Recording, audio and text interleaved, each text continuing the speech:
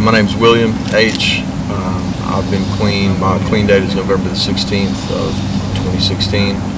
I was born in Georgetown, Kentucky. Been down here in Florida since November with a brief visit back home just for a couple of weeks, and came back down here. My drug of choice is kind of like, I guess, changed over the years. I didn't really I started smoking weed when I was 14, messing around, drinking, ecstasy, hallucinogens, clove drugs through, 16, 18, cocaine.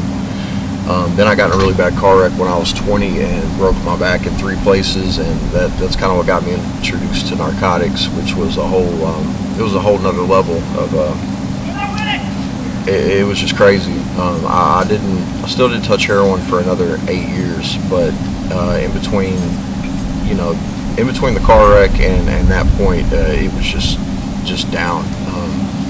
I tried different ways of trying to stay managed. I did Suboxone therapy and all that, and I remember when I first started that, I thought that I'd found the cure for everything, and that all my problems and all my prayers had been answered. I felt great. I didn't have any cravings and and then my tolerance set in, and then it was just like with every other drug I've ever taken. I started having to take more of it to get the same result, running out early. That didn't work. The last few years, I was either selling them or trading them for for other drugs. So none of that kind of stuff is going to work for me.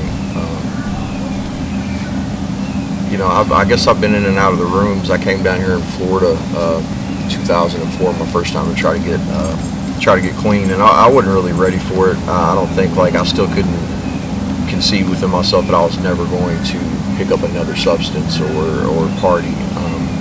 I guess somewhere always in the back of my mind, I've always felt like once I got things straightened out enough and got everything ironed out, that I would be able to kind of mix that stuff back in.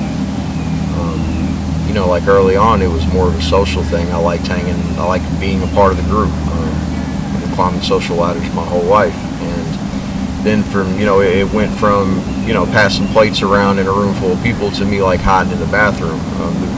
They talk about the progression of the disease, and it's really a very real thing. I've definitely have a lot of experience with that downward trend.